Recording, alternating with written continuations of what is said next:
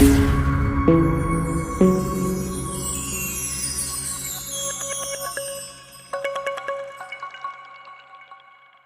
Everyone, I am Ravi Gupta from RG consulting.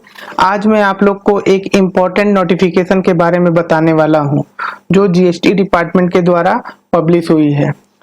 जैसा कि आप देख सकते हैं, implementation of rule 59 subsection 6 on GST portal. Rule 59(6) of CGST rule 2017 insert किया गया है थ्रू नोटिफिकेशन नंबर 1/2021 डेटेड 1 जनवरी 2021,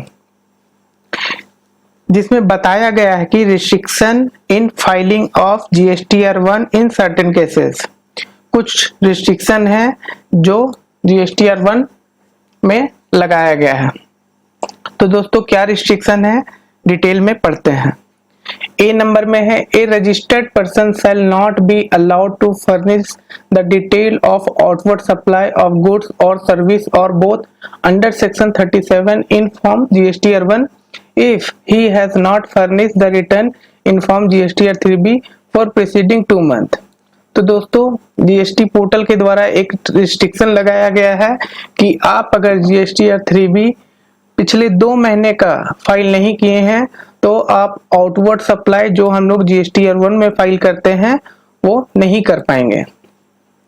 दूसरा बताया गया है, a registered person required to furnish return for every quarter under the provision of subsection 1 of section 39 shall not be allowed to furnish the detail of outward supply of goods or service or both under section 37 in form GSTR1 or using the invoice furnish facility if he has not furnished the return in form GSTR3B for preceding tax period।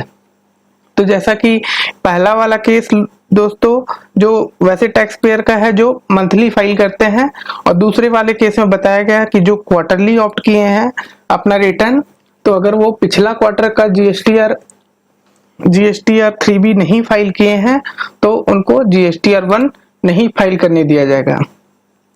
यह rule लाने के पीछे क्या purpose था, मैं आपको detail में समझाता हूं। यह रूल देखिए दोस्तों, यह रूल जीएसटी पोर्टल पर 1 सितंबर 2021 से लागू कर दिया जाएगा। अब यह रूल लाने के पीछे गवर्नमेंट का क्या पर्पस है उसको समझते हैं। गवर्नमेंट ने यह रूल इसलिए लाया है क्योंकि बहुत सारे टैक्स पेयर GSTR1 फाइल कर देते थे बिना GSTR3B फाइल किए, जिसके कारण सामने वाली पार्टी को ITC मिल जाता था, जो कि गलत है। क्योंकि हम लोग को पता है कि हम लोग को टैक्स का पेमेंट GSTR3B में करना रहता है, तो 3B हम लोग बिना डाले GSTR1 फाइल कर देते थे, जिसमें सेल्स का डिटेल जाता था। सेल्स का डिटेल जाने के कारण सामने वाली पार्टी को ITC 2A में पॉपुलेट हो जाता था और वो ITC अपना लेके रिटर्न फाइल करते थे, जिससे गवर्नमेंट को भारी नुकसान उठाना पड़ रहा था। तो गवर्नमेंट ने इसी को रोकने के लिए यह रूल लाया है दोस्तों।